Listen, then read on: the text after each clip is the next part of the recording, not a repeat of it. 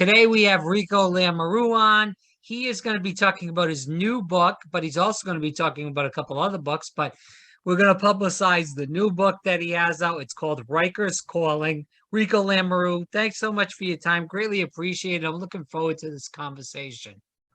Thanks, Rob. Really happy to be here. Well, Rico, can you tell us a little bit about Riker's Calling, please? Sure. So this is it's a crime thriller and it's pretty gritty.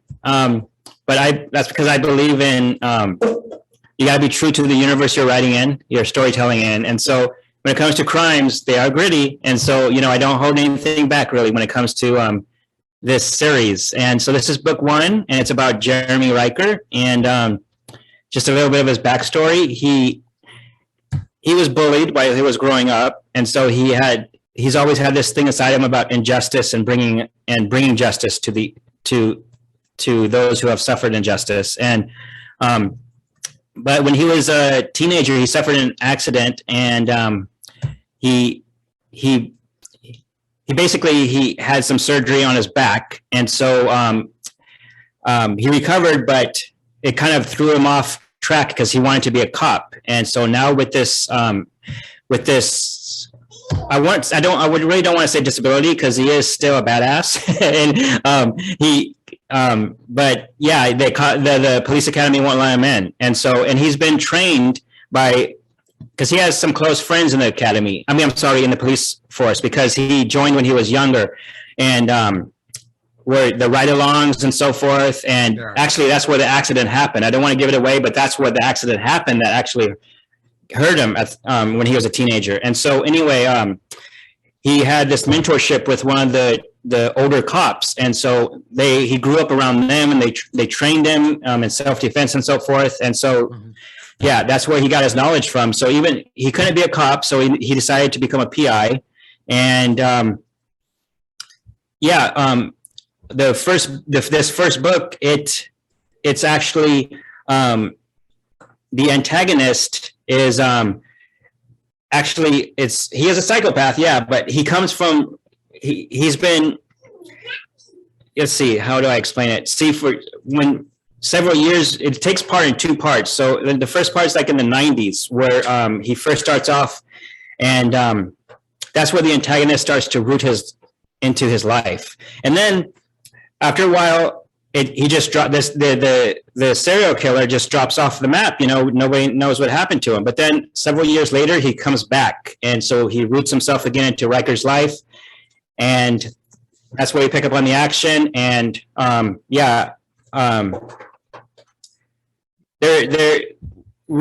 there's a twist at the end of when you find out who the antagonist is, and I've been told so far that it's pretty surprising. But I don't really sit down to write like these twists every single time. I'm an organic writer, so I like to sit down and just let it flow. I don't really outline that much. And so when I was sitting down writing Riker's Calling, I didn't really know where it was going, but I surprised myself, and so I was pretty pleased with the outcome. But yeah, it's a novella, so it's not that long of a read, but a lot of people have told me it feels like a novel, and thankfully I've been getting some great reviews thus far. And so that's book one. And on my website, I also have this free story called The Ghostwriter, and that ties into what's going to be book two. And so his nemesis for book two, the origin story of the Ghostwriter, is a free story that's up on the site. So that's a little bit about Riker's Calling, and I hope to start book two soon. I'm taking care of my son alone nowadays, so it's kind of tough, but I'm hopefully really soon I'm going to be starting book two. So you already have some ideas for book two then, correct?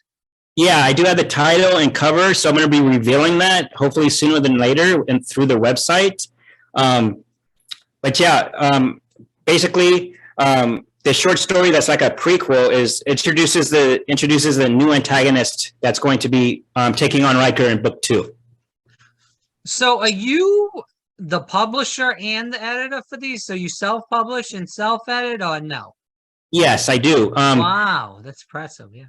Yeah. So it's tough because I'm working on a tiny micro budget, and so but I have to take care of my covers myself. So I go to Fiverr. It's like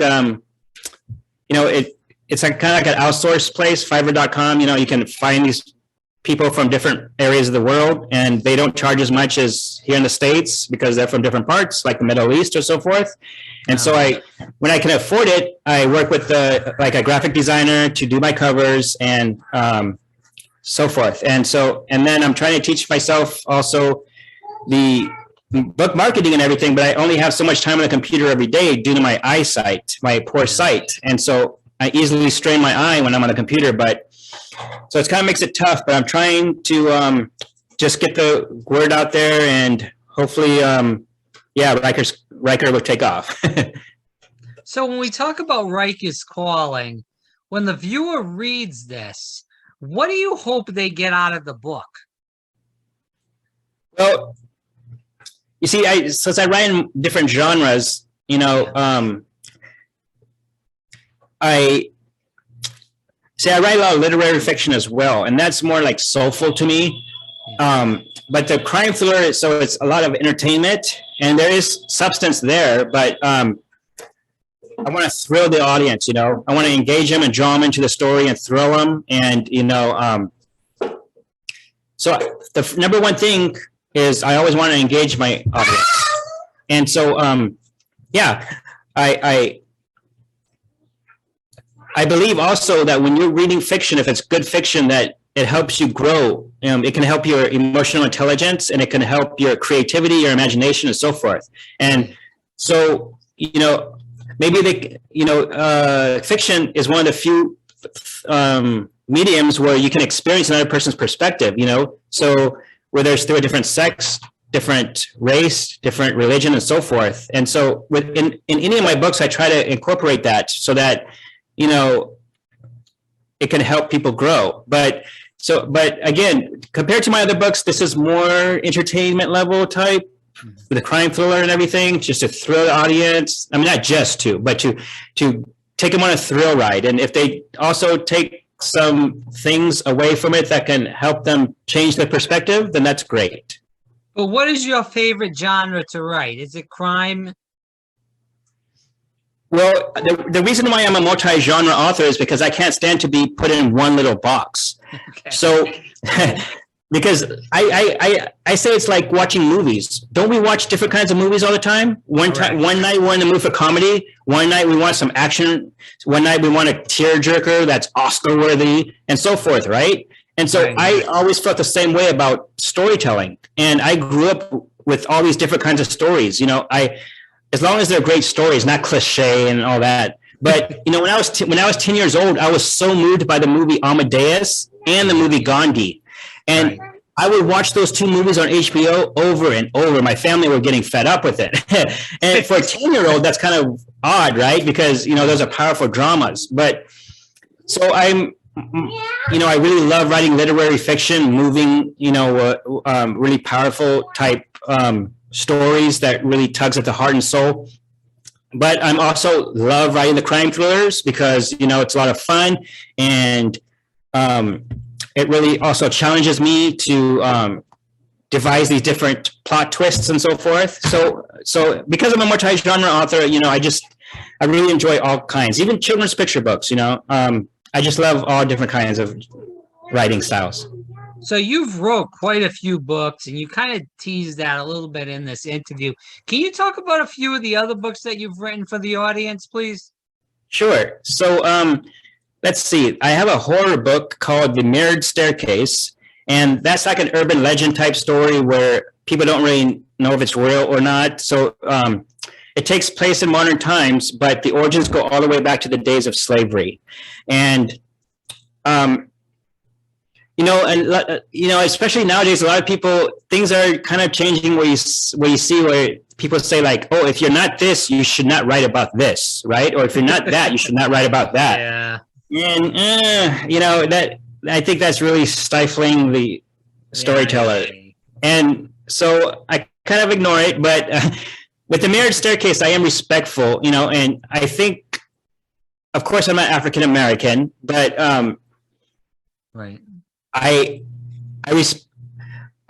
don't believe I crossed any lines, when I go back to the history and when it comes to this story. And, long story short, too, when I was in community college before, when I could still see normally in this eye, I studied some African American music, and the one thing that stuck with me more than anything else was the slave chants, because they were so powerful. Because they were describing the things they were going through, and it always stuck with me, and I kind of incorporated that into the Marriage Staircase. So it's like this dramatic horror story. So yeah, that's one of the books up there. Another one is contemporary fiction, one called Elsa's Gift. And actually this one I wrote in the Philippines because, again, I was over there for so long, and it's like third world conditions. And this story is about this girl who, her family put everything into her. They could only afford to send one person to college, and they focused on her and to try to, so that she could develop and hopefully get them out of poverty. And so she gets this opportunity to go abroad and work after she graduates college. And unfortunately, it kind of has to do with sex trafficking a little bit. And so it's kind of unfortunate, and she has to learn to persevere through it. And the thing with this story is I had developed a mature cataract in the eye that I could see. And so for almost a year, I could see nothing but light. And I was virtually blind. And I would be writing by using my fingers and just the pen and writing to make the spaces. And in this book, Elsa's Gift. And so most of the book I wrote in this kind of state of not being able to see nothing but light. But Wow. So it was really tough because at the time I did not have speech dictation software, which I do now. And I didn't even have a computer. For most of the years there, I didn't have nothing. I had to go to internet cafes when I could afford it. So yeah, it was tough, but also from the experience I gained of being in that third world country and living it, breathing it, and that also infused truth into the story. So that's another story up there. There's my autobiography, which is my life story up until a few years back, because I published it a few years ago. And there's just quite a few stories up there. Again, for people that are listening, definitely check out the book, Riker's Calling. Rico, thanks so much for your time. Where can people find more about you, the website, the books in general? Where can they get those? If you could give the people all that information, that would be great. Sure. So it's versatilestorytellerbooks.com or versatilestoryteller.com. And right now I'm actually running a contest. Oh, okay, just a minute, Journey. He's kind of losing his patience right here. Oh, he unplugged the light. Okay, I see. Okay, so I'm running a contest right now. A giveaway. So one winner, they can win a signed copy of Riker's Calling, as well as a Spyderco knife. It's a pocket knife. And it's actually engraved. It's Riker's Calling on it.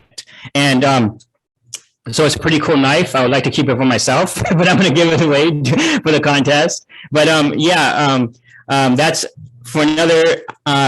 It's going to end on the 11th, I think, of February. No, I'm sorry. March 11th, I think, is the last day for that.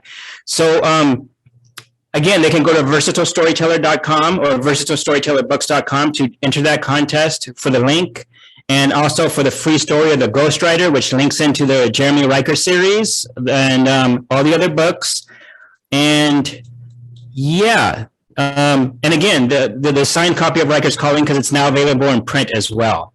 So all the information is up there. All the books are up there. And hopefully someday, sooner than later, I can start audiobooks, because I really love them, especially since I can't read no more with my eyesight. So hopefully when someday, sooner than later, when Riker's Calling and the others become profitable, then I can reinvest and put out some audiobooks. Yeah, that would be great. I love audiobooks, podcasts. That's all I listen to now. I don't really even watch TV much anymore. Yeah, we don't even own a TV right now. yeah, it's better off. There's just a lot of nonsense on there in plain English. But anyways, we'll move to the end. Rico, thanks so much for your time. I look forward to doing this again with you down the road. And I hope people enter the contest and also look into the book, Riker's Calling, and the other books that Rico has written in the past. So, Rico, thanks so much for your time. Thank you so much, Rob. You take care.